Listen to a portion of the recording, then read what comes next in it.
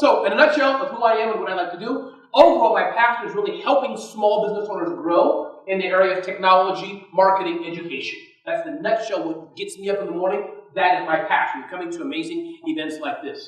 Secondary, just a little few tidbits. I started 4 companies, sold a company, and I'm a speaker and author, entrepreneur, and things of this nature. So that's in a nutshell of what I do. And my customers include AT&T, Intel, Lenovo, and companies like that. And the biggest company I work with, of course, is Infusionsoft. So that's a little bit about me. How many here are against guns and all that kind of stuff politically?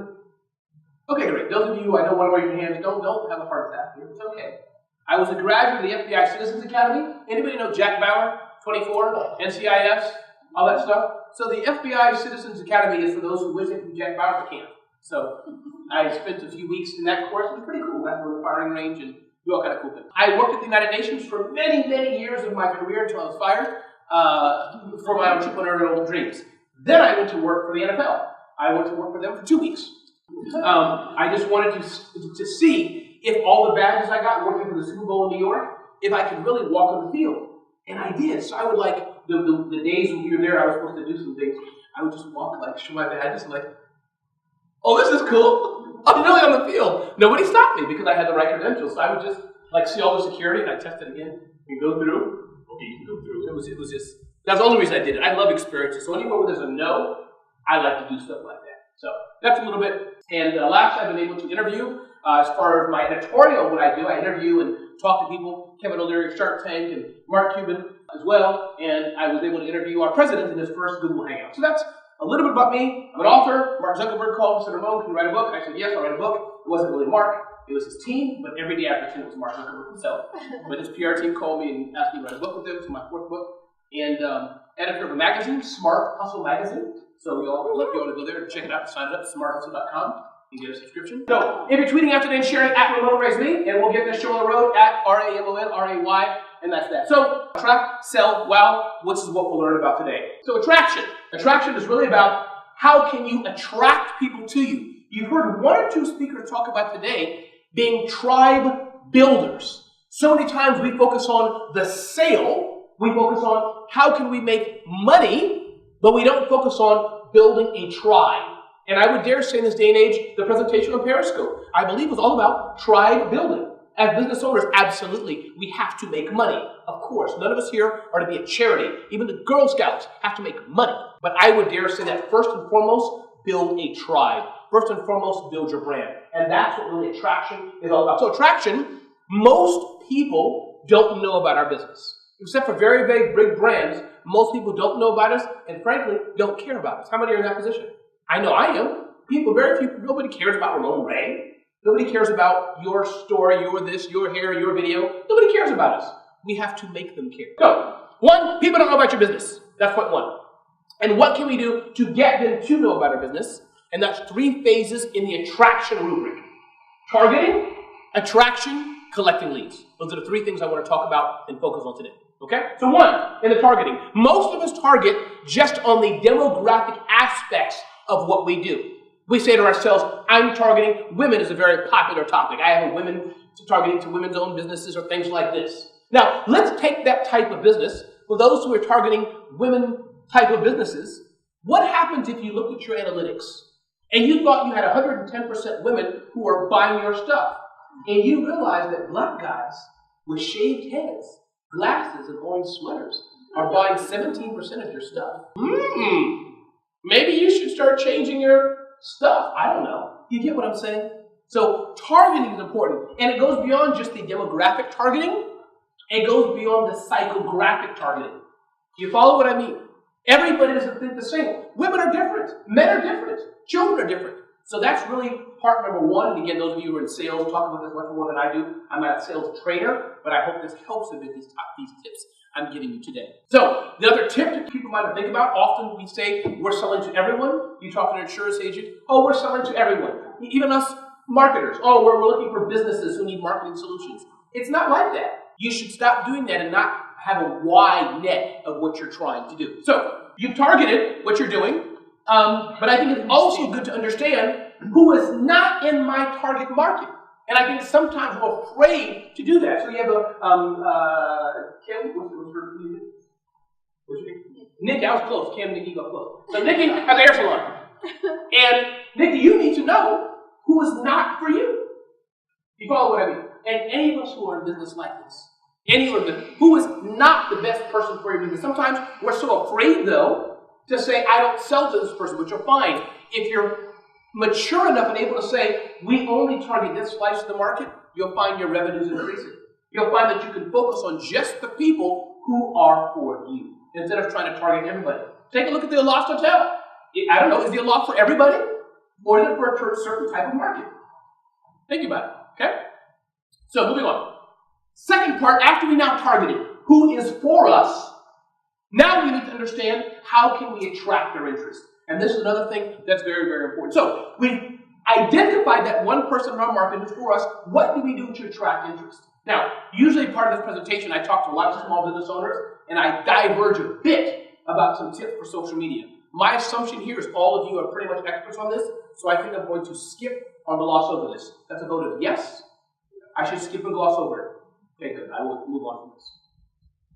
So, all these great tips. We're just going to go no talk video. We're going to talk about that, skip that. Babies do not belong. That was a good slide, Becky. But since people here are gurus, I'm going to skip that.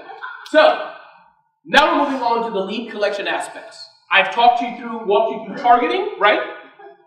Walked you through the importance of attraction, right? Now I want you to understand, how can you collect a lead? How many here have ever been in any type of dating relationship with any human, inanimate object, any type of relationship with anything in the world? Anybody? Because I know the totals are like 4 people raising their hand. I don't understand this. Why do we fly here, Rob? I don't understand. Isn't it different than either market you've been in? Okay. So my point is, you all know how it is. Ladies, when guys come up to you and say, yo, baby, did they say yo down here? Yo, baby? Okay. So, okay, sort of. Yo, baby, can I buy you a drink? Do you really think we want to buy you a drink? No. Hell no! No! You must be crazy. We just want your number at that time. We just want your number. So the point is, lead collection, it seems like our brains freeze in business. As I think, I'm not sure if you said it today, but some of the speakers have echoed this. It's not enough just to, I tweeted. People liked what I did. Am I right? But in business, we don't have time for that. We need to get a sale. And one way to step closer to getting a sale is lead collection. This is why I call it date your leads, marry your customers. The closer you get, think of your relationships. And just somebody calling you, or you calling somebody, isn't that deeper into the relationship? Am I right? Okay. I mean, y'all look at me like I'm really crazy. Maybe in Tulsa you don't have relationships. Do they have relationships here? No, they don't. They don't. Got it. Okay. All right. So moving on. Lead collection. If you don't collect leads, how can you nurture them to a sale? You can't. And again, one of the speakers, I wish I knew it was, but all the speakers were so good, said about having your own platform. That is so true. Instagram, great. Periscope, great. Twitter, great. And do all that. But my encouragement to you, you must move people still to something that you can own and control. At the end of the day, that's best. Doesn't mean you can't make a sale off of Periscope, buy now, experiment with that. But as you grow your business, you want to make sure that you're collecting your own information so that when things change, you still have a hold on what they're doing. So, you don't collect leads, how can you nurture? And the other thing that I said, and I've been talking today, I want to echo, be a tribe builder. Why are you being a tribe builder? Because if, say, people at this table right here, if they're in my tribe and they already know, like, and trust me, isn't it much easier to have you buy from me? Correct? Versus, let's say, the table over here, they didn't know me, don't like me, think I'm a moron. It's hard to sell to them, but I can sell to you all easier, right? So, think like a tribe builder and not like a salesperson, and you'll find that your business will grow. So, moving on. You need to add value also in order if you want to get value. I was looking at the Aloft. I'm going to pull this. Look at this here. I thought this was amazing. How many tchotchkes that you know are full of it and full of crap? Anybody?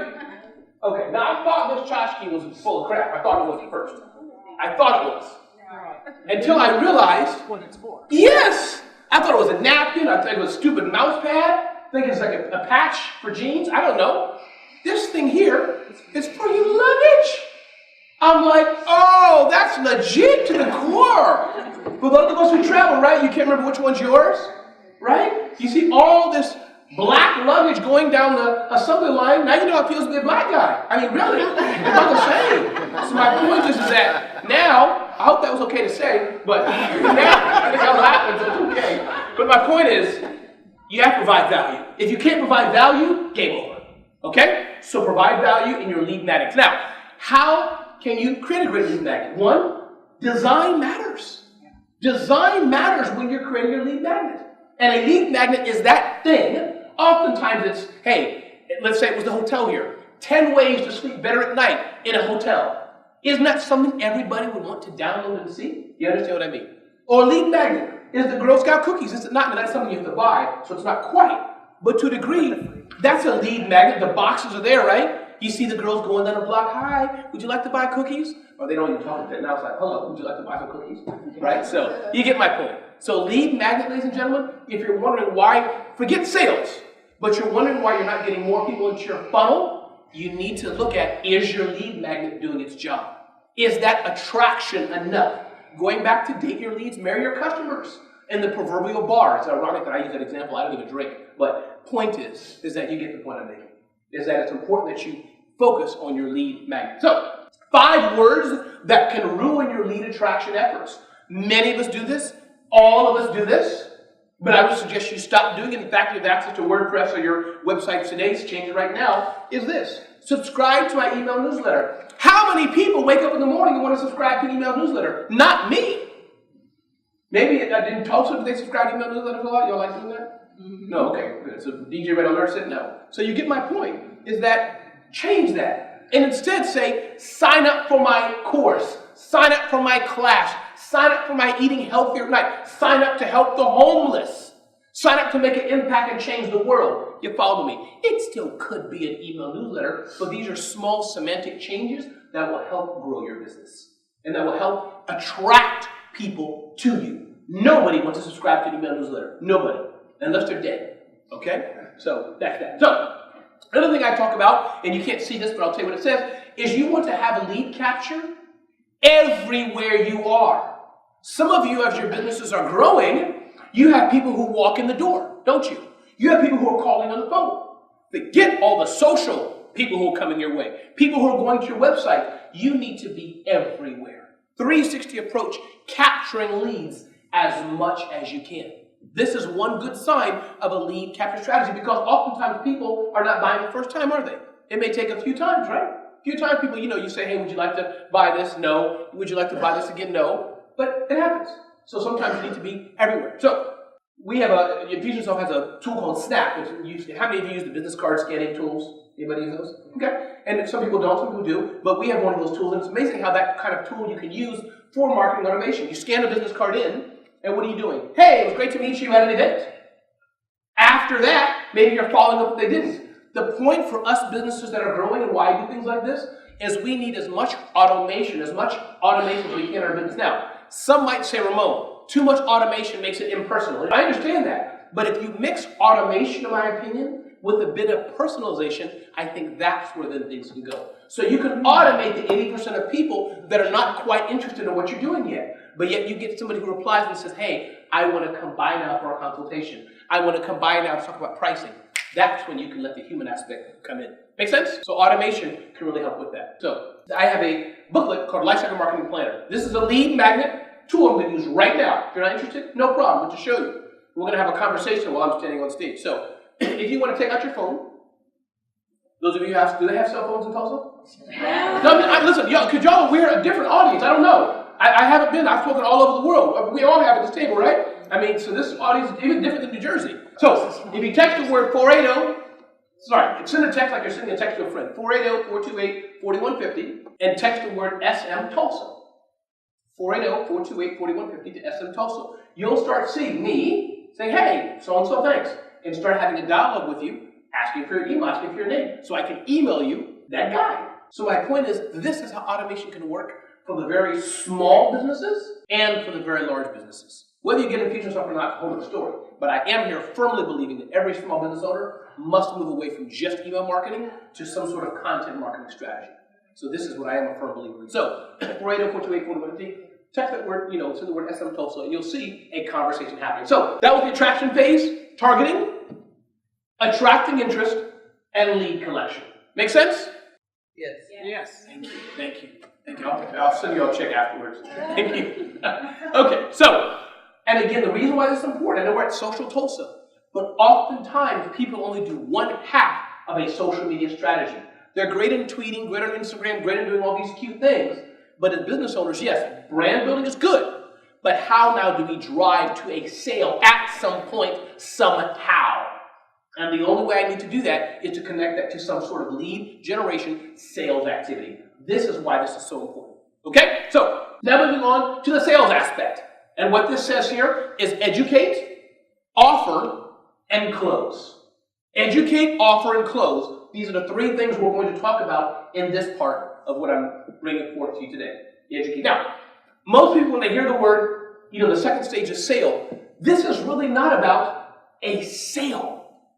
Sometimes as business owners, we want to sell so fast that we lose the opportunity to first build a relationship with someone. And this is what social tools do so well.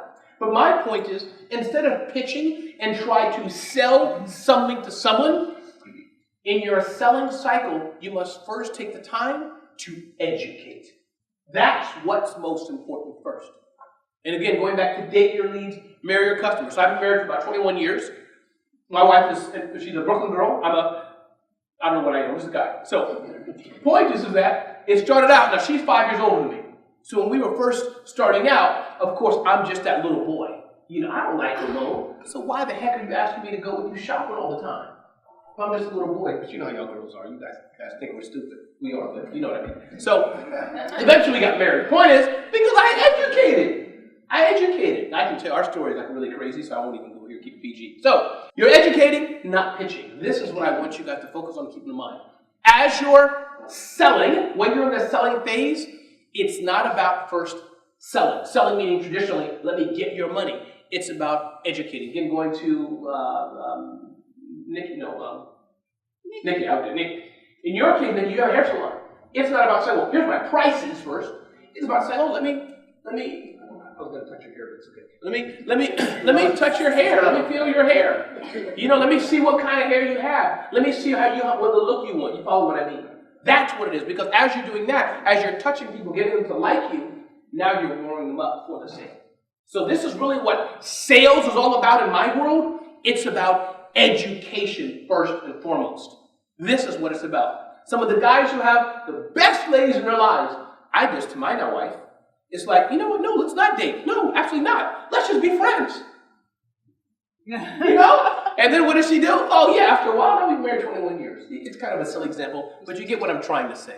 It's about the education. It's about the slow sale, not about the hard sale buy now, until that time comes. Okay? So that's what educating is really about. And this here talks about knowing what your customers care about. Okay? So moving on, prospects, people who are not yet customers, have a need for your service or product. Your job, your number one job, is to convince them about you, your service, their need. This is what sales is really about. So, point being, prospects have a need for your product or service. And here, oftentimes, we forget that when people, before they give you that check, before they give you that money, it can't hurt to give people a little more reassurance, to educate them a bit more. Here's why we're better than them. Here's why we can help you the best. Make sense what I'm saying? So this is really what sales is about. It's about a reaffirmation of why they came to you in the first place. It's not about trying to take money from someone yet. Okay? So that's that. Second part, we're in the selling phase of attract, sell, wow. The second part of the sales phase is the offer. Knowing when do I go for the kill? When do I make the offer and say, Rob, it's $39, or however the offer part may go. And it's about understanding where he's at in my buying cycle. So there's a few phases of this, and I'll just read this to you there because I think it's important. Awareness, consideration, recommendation, purchase. What phase are they in the buying cycle? Are they still kicking tires, just interested? Are they ready to make a purchase? Are they almost there but need to talk to their manager? We need to know this as business owners. You understand? Because once you know what phase they're in, you can do it. Again, do y'all mind if I use Girl Scout cookies as examples?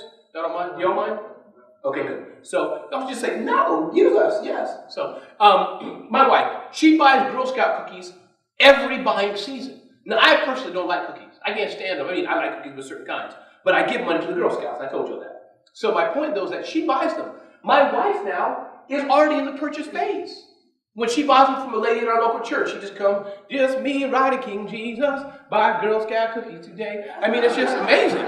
So, I mean, my wife is just right there, buying it, credit card out. Now me, they don't come to me, because I just don't do that. They just come to me and say, hey, can you contribute? So you get the point, know where your customer's at. Because when you know where they're at, that makes things much easier to sell. Okay? Audience awareness, consideration, recommendation, purchase, or whatever stage they may be in your buying cycle. How many of you have very long buying cycles? It's not like a quick knee-jerk thing. Anybody have long buying cycles? Any number? A year, 6 months, what? Give me a shout out. 3 years, okay. 3 months, yeah. How many have short ones? Usually, if they're not buying that day or the next day, they're not going to buy at all, probably. Anybody? Okay, great, okay. So, moving on. Here's a screenshot. This is showing the Infusionsoft app. You can't see it here. What we have built in is these little flames. And this is the power of sales and marketing software. Again, what is up for something else? The power of sales and marketing software is so that you can understand where people are in your buying cycle. So imagine if this young lady here, what's your name again? Sherry. Imagine if Sherry is open for my email newsletters, come to 2 of my events, called me on the phone. Wouldn't that mean that she most likely is more hot, is more ready to buy from me than say someone over here who's only opened 1 email newsletter or none? Wouldn't that be right? So this is the kind of way that you can understand where people are in your buying cycle. Why I'm an advocate that all business owners must have some way to mine this information. We do this at Infusionsoft, but you all may have other tools. The point is, get a tool that can help you understand, like we heard from Soshi, right? Soshi. Amazing technology. And the only way to somehow mine the data he said was to use a tool like Soshi or something else. So, moving on from this. Last part here is the close. The close is very important. The close is very interesting because oftentimes as small business owners, we spend time to educate if we do that. We spend time to make an offer, but when the close comes, it's not a beautiful experience. How many ever given their money and you were just totally taken back and totally offended? Anybody? Do y'all spend money in Tulsa at all? Okay, I'm really trying to understand. So Rob, give me, this is, I don't know, it's money. So I want it all back. So you're gonna buy something from me, Rob, okay? You're gonna buy something. Just give me the money, I'm gonna give this back to you, all of it. Yeah. Right. Thank you, Rob. Thank you, sir. Okay, goodbye, thanks. Now he's there. How do you think he feels? I mean, like, I got a remote. Yeah, but he probably feels forlorn. He's probably going to start crying soon. You can see him tearing up a little bit. You can see it, right? So my point is, think of how it is in your business. There's a lot more we can do with the close. The close is important because it's going to tee up for some of the other things I'm going to show you in a minute here. And again, example of that. I hate to use these big companies. If you guys have smaller companies, shout them out. But Amazon's a good example of that. Even if they're online, at least in my opinion, when you buy from them, what is it? Was it well? Now they start to give you surveys. How was our packaging? Anybody got that? We thank you. We dropped off your package. Was it packaged well? My point is, they're making the offer process something very, very special. And you all need to do this in your business. What can you do as you're making, in the close, as you're closing business to make it special? Okay? So, here, this is talking about making sure it's not just an exchange of money. Oftentimes in business, we just focus on the transaction. But there's so much more we could do to make people feel special.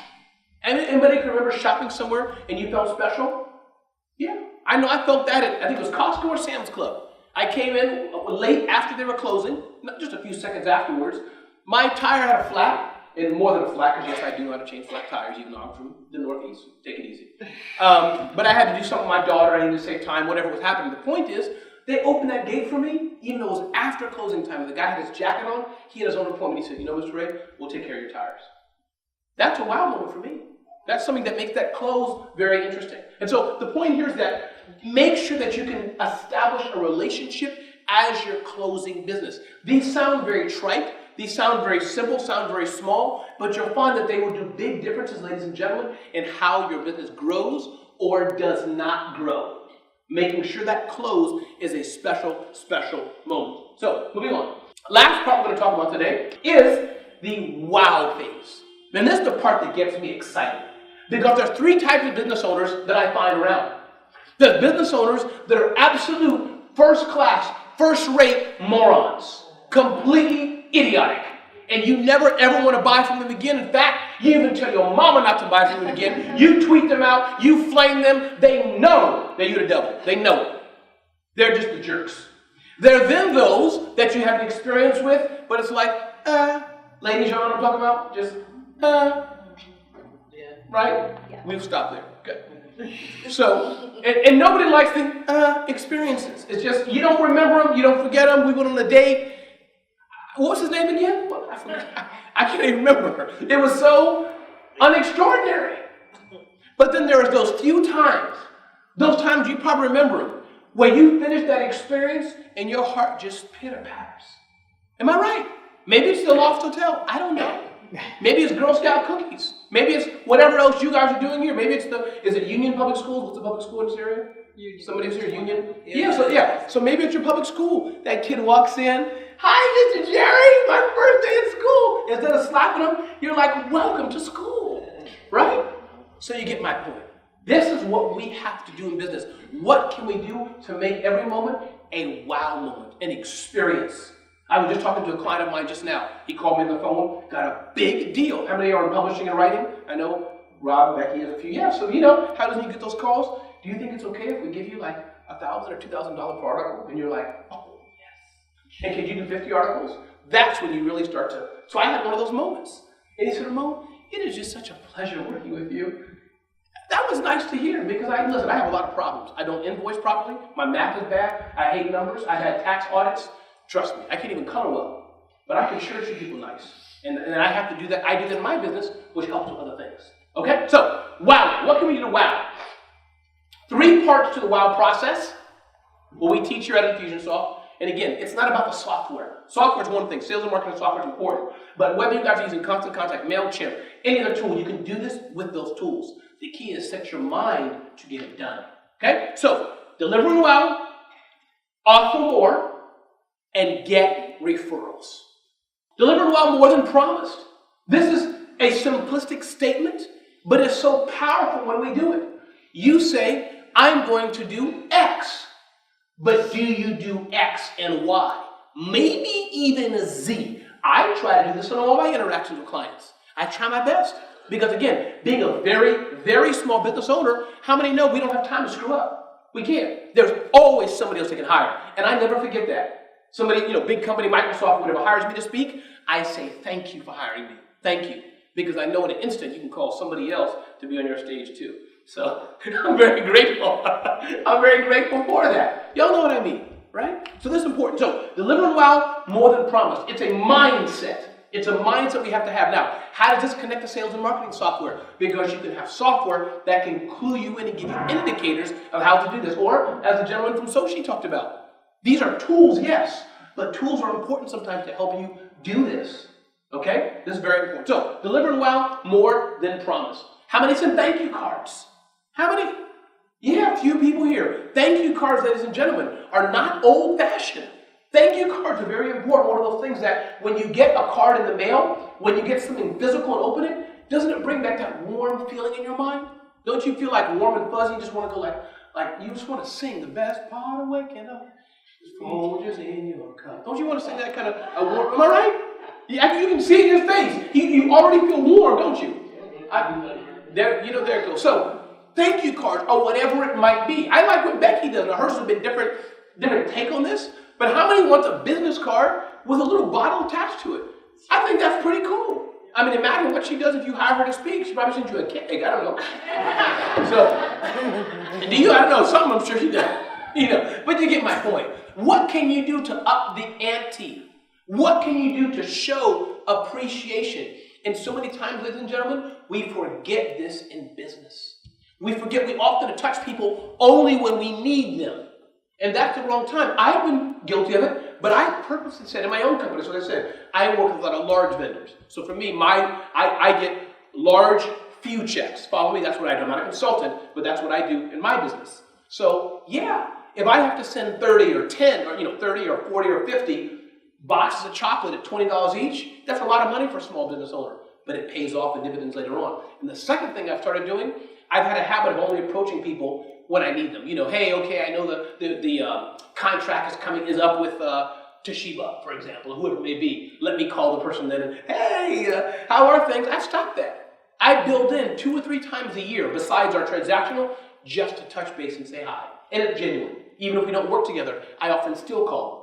You follow what I mean? So little things like that, because you never know. From that I found, oh, that's right, hey, Ramon, I was just reviewing a proposal and was going to call X or whatever it was. Why don't we see if we can work on it?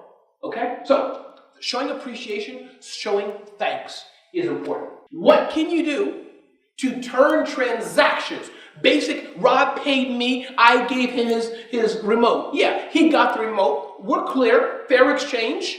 But now I want him to be happy. I want him to be knocked off the sock. Do you wear socks? Yeah, yes, so good. So I want his sock to be knocked off. How can I do that? One is giving a gift. So after I sell the remote to Rob, now you have to look at your numbers and all that, absolutely. And you make sure this matches, and I'm not a numbers guy, some of you are numbers people. So you have to watch your numbers and your ROI and measure this. But let's say I gave him the remote for $15. Maybe for $1 I could send him the gift card, the thank you card I mentioned, a gift card, a free set of batteries in 6 months. You follow what I mean? Something that he's going to think of me because he can buy a remote from somebody else. So do you understand the principle I'm making? The principle. The wow moment taken care of our existing customers. So many times, and I'm guilty of this, we try to reach out to get other business when we have money right in front of us. Right in front of us. So that's something to keep in mind. What can you do? Second thing, what about a welcome or an introduction phone call? Again, going to the example of me selling Rob the remote. Now, what if I would suggest the trick is, not a trick really, but don't you do it. Can you hire somebody else or a junior person, Hatcher? Hey, Mr. Hatch, we know you just bought a remote last week. I was just calling to see how it's going, or if I can tell you how to work the X button. I'm sure you never pressed it yet and didn't know that it blows a hole in your house. I don't know. You get my point. Isn't he going to be he knows it's not sales, right? I'm calling to add value to him. It takes, 5 minutes, 10 minutes, depending on what you're selling and buying. I mean, if I'm buying a cattle from you, Becky, for $20,000, please give me the whole video, call me, come to my house, show me how to milk that dang thing and all that, because I wouldn't know how. So I'm like mixing up everything in Becky's room. I don't. So you get my point, though, right? How can you add value to the customers you already have? How could you wow for $5? Let's say I gave $5 to each of you. What are some things you could do for $5? Anybody have any ideas? In fact, the person with the best idea, I will give you $5. Forget that. I will give you $5. Who has $5? Let's shout it out. I'm going to post on Instagram the code to my Starbucks card and say, get a free coffee on me. Okay, I love it. Post to Instagram. Anybody else? Yes. My business is nonprofit. I do fundraising. Okay. We gave $50 to us. We're going to get $5 to somebody else. Give $50 to us. We'll get $5 to somebody else. Like that? Anybody else? $5. Okay. I could sell. I'm selling you raw footage for $5 extra. I can add a lower third. See, the answer is yes. By the way, the answer is yes. Yes. Okay. Yes. Work in education. For $5, you can get them swag with the university logo. They love that stuff. I love it. All the time. So let the voting begin. Who had the best idea? Somebody vote. Okay, he got one. Red alert's here. Okay, go ahead. That name's tough, you guys forgot your real name. You have with the $5 for referral, I'll give you $5 off your referral that you give to the next customer, business customer, that friend or coworker. Okay. Okay, so we're done. Who gets the $5? Somebody, y'all help me vote. I'm not going to pick the winner. The donate. The donate, okay. Becky said it, that's it. Okay. Oh, yeah, okay, there we go. Thank you, Becky. I like the coffee thing. Becky spoke up. I mean, nobody. Okay, good. So, you get my point. Now, can I have it back to after when I leave the thing? So. Donating it. Okay. To people. Oh, that is amazing. Oh, that is nice. That is legit. That is nice. I was going to get that, man. Don't y'all feel like crying? I would cry the woman right here on stage, man. That is beautiful. That is beautiful. That was a matching. That is beautiful. He got a matching grant out of the deal too. Oh! Anybody else? Talk. Yep. Good. Okay. And tag team more conversation. You know. Let's do it. Invisible people, invisible remote. Okay, so that's my point. See how that happened right here live? People are giving people. And whether it's business, nonprofits, whatever it is, okay? So y'all got the point. Moving along here, the reason why this giving is so important, and again, the slides are just to help guide us, and they're hard to see, but my voice is what's most important, is that emotional bank account. As you give, as you're giving goodwill, yeah, we're in business, so we're doing this to be in business, but as it at least feels altruistic, it feels good, people will want to give back to you. This is my point. As you're building karma, whatever you want to call it, is that you're building emotional goodwill to people. Take a look at high-end brands like Mercedes-Benz. Why do they have all the road service and all the free stuff with the $400,000 car, $30,000 car? Don't say to me, because my car was like 15. So the point is that, why? Because that means you want to do more. You understand what I'm saying? And we need to do this more in business. Okay? Customer touch points. Another thing that's very important. And again, you can do this manually, absolutely. But I dare say, I'm advocating unashamedly, all small businesses, all growing businesses need sales and marketing software of some way. You must have it to grow to get to the next level, in my opinion. So, how can you now have customer touch points? And why this is important? After you get to 50 customers, 1,000 customers, 500, you can't remember all those in your business. You can remember every lady who came to your business, her birthday. You need software that can power and do that. So, why are customer touch points important? Why are they important? Can I touch you? Well, I'm going to touch you in a good way, not you. So, it's going to get annoying. You're a donor, bro. Okay, also doesn't thank you. Because you said customers well. So my point is, why am I doing this? Now, it's weird here. And why I'm going to be annoying in a few minutes. He's going to want to punch me. He's going to forget that I'm a donor and say, can you please stop? It's bothering me. But let's say it was in a business transactional relationship, where over time, he's never going to forget me, is he? You get the point I'm making. Every month. 4 times a year. In this hour, he's like, okay, I get the point, Ramon. But you get what I'm saying. The reason why customer touch points are so important is because you want every excuse to touch your customer that's outside of a sale or an ask. This is why. Do you understand? And when you do this and dial this in with your company, it puts you at a higher level. Promise you it does. I call journalists sometimes, or journalists call me for quotes. I've been in the New York Times, Wall Street Journal, on TV, and all this. Sometimes I told them, I don't really mean this. But I say, you know what? You don't even have to quote me. You can even quote Rob. Just call me. The point I'm bringing out, let's have the relationship. Dear New York Times reporter, you're doing a story on small business and social media. Okay, yeah, you're going to call Becky for the quote. You know what? Just call me and I'll help you fact check Becky. Yeah, Becky's good, that's good. Now, what does that do? I added value to the journalist, right? I made her validated. Okay, Becky knows what she's talking about. She feels good. Pressure's off from her. Oh, Ramon, he said I have to quote him, but we're still friends. You follow where I'm trying to get here? This goes back to customer touch point. Birthdays. Do you know when your customers' birthdays are? Or when they were an anniversary of when they first became a customer. Relationship. Holidays. Now again, this is where you want to be able to have a CRM or a database. You don't want to tell somebody the Jewish faith, Merry Christmas. That could be a problem, right? Because I'm a black guy, you don't tell me Happy Kwanzaa. You follow what I'm saying. So make sure your database covers that stuff. Customer milestones. Hey, Rob, it's been 6 months since you bought the X4 500 remote, man. Happy anniversary, dude. Yeah. It was $9. I mean, yes! You follow what I'm saying. But isn't it a point to celebrate? And of course, I can check in. Rob, does it still work? The number is chipped off yet? Do you need us to upsell you to get the rubber replaced? You follow what I mean. Okay? Customer touch points are important.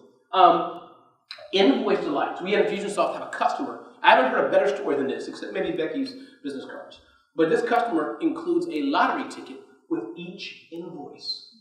Now, whose invoices get paid faster? You tell me. Who likes to receive his invoices?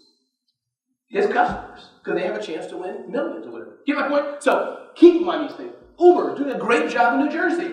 I use Uber quite a bit. Happy birthday. Ramon, you've made this many rides. You get my point. And yes, these are very big companies who have lots of money to build these analytics and these engines into their system. But my point is, we small businesses can do it as well. We can do it as well. Okay? Moving on. So now we're at the offering more part. Offer more. Very important to business owners because this is where you can ensure that you increase your profit margin. Okay? So it's one thing to get revenue, which is making $1, but it's another thing to have the same customer spending the same or more amount, but increasing how much they're giving. I'm getting way out of my depth here. Talking to a guy who doesn't know numbers, and really this stuff gives me a headache. 1 second. I already have a headache because it's profit margin. 1 second. Okay, I feel better. All right, so offering more. And the simple part of this is, Add-on, upsell, cross-sell. Let's take the Girl Scouts for an example. So Girl Scouts, you are selling me cookies in a box. That's the basic product. But what if you could add on and say, sir, for only simple $49, we can give you a Girl Scout plate to put the cookies on. I mean, duh, I'd buy it instantaneously, right? And then an upsell. Now, I love milk with my cookies. So, sir, in my bag, 1 second here, I got a bag of milk that we can sell you as well. You follow the silly example I'm making, though. And then the cross-sell, hey, in an hour, we have a delivery truck coming by with Girl Scout cake. Obviously, you have to have Girl Scout cake. Do you understand what I'm trying to convey? All small businesses should have, what's the add-on? I already know, like, and trust you now. You're already in my group. We're past the sale. I've already given you money. Going back to Rob. He's happy. He has a $9 remote. He's just waiting for me to sell him the $6,000 flat panel TV screen. Not a big jump from the $9 remote. No, you get what I'm saying, all right? And we often lose money that way. I had a big vendor come to me. I do an event called the annual, back then it was called Small Business Summit. I sold it, now I'm going to do the SMTULSA Social Conference. The point is they came to me, and those of you who do events understand this, Ramon. We have an extra budget. We only have $25,000. I had to act like I wasn't happy. $25,000 is a lot of money for me. So we have an extra $25,000. What can we do with it? Oh, upsell. You can sponsor our media reception, which only costs me $2,000. But you can sponsor for $25,000. Yes, I'll take all that money, please. Do you understand what I mean? It works with hair, it works with marketing, video, everything we're doing. If you're not able to add on, upsell, or cross-sell, you'll realize that you're losing money to someone else. Why should I do hair, why should I tell my customers I don't have hair cutting service, as an example? Obviously, I don't want them to walk out to somebody else that has an affinity for what I'm doing. Am I right? I forgot what Tulsa is. Okay. Am I right?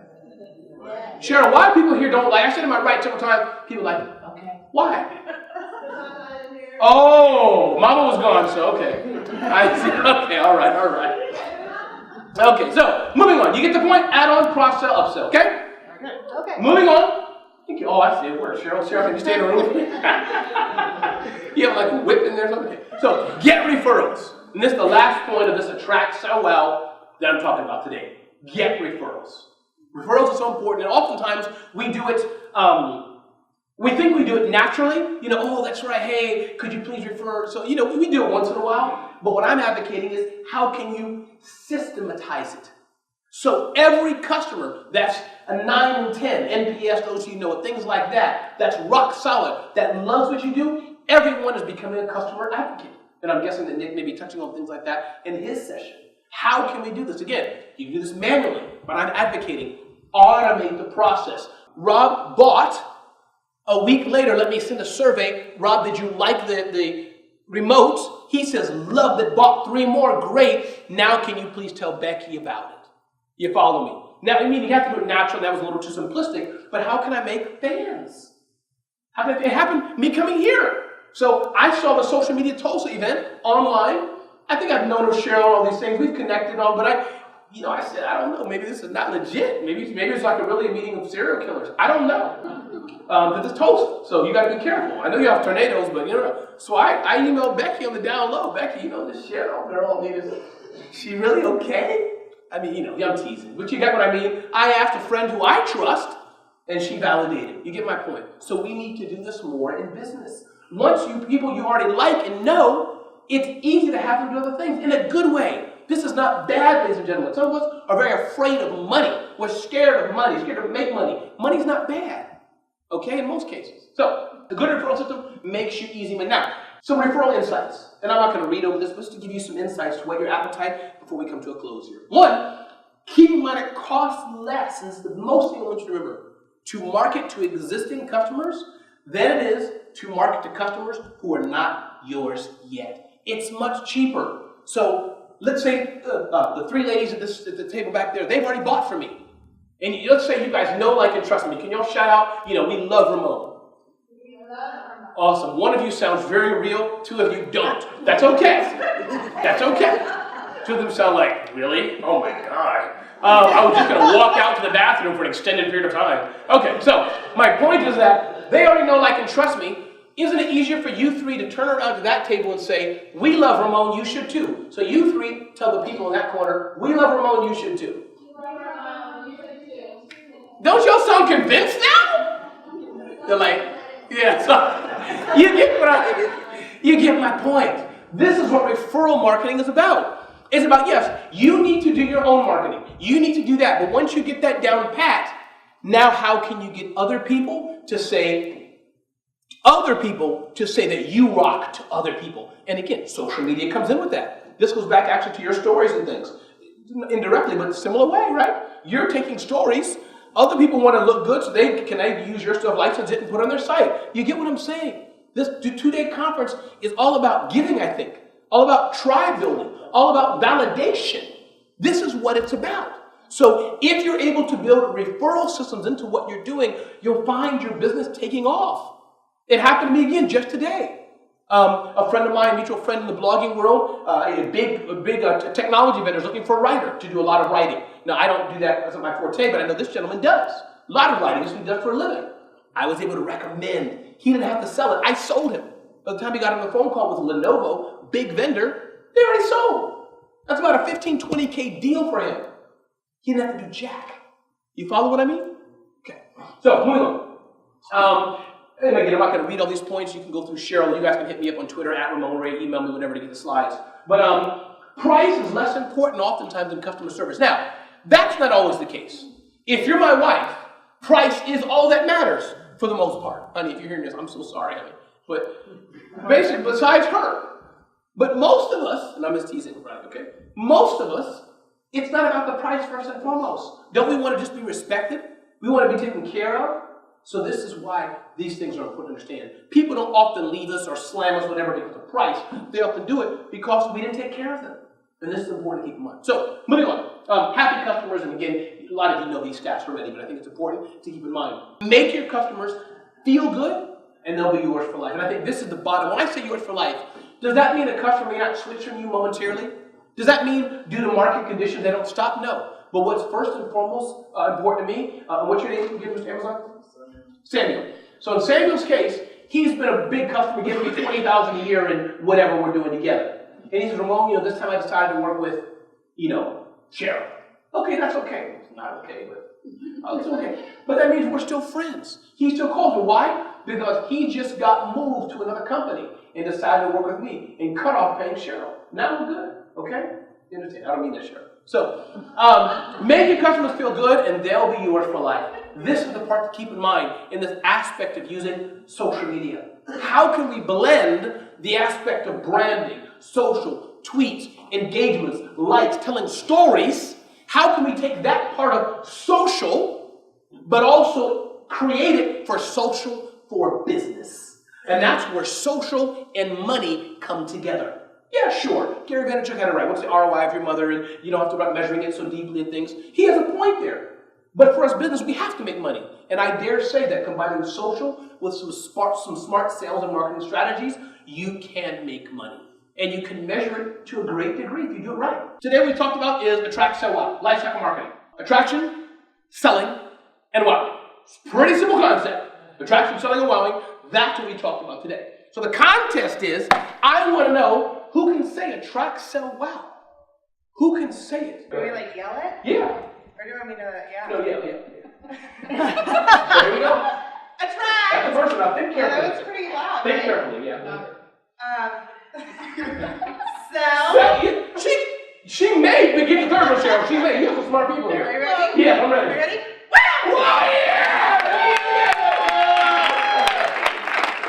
Ladies and gentlemen, my name is Ramon Ray. Thank you for having me here. I am flying back to New Jersey. And if you have questions or I can help you, let me know. If not,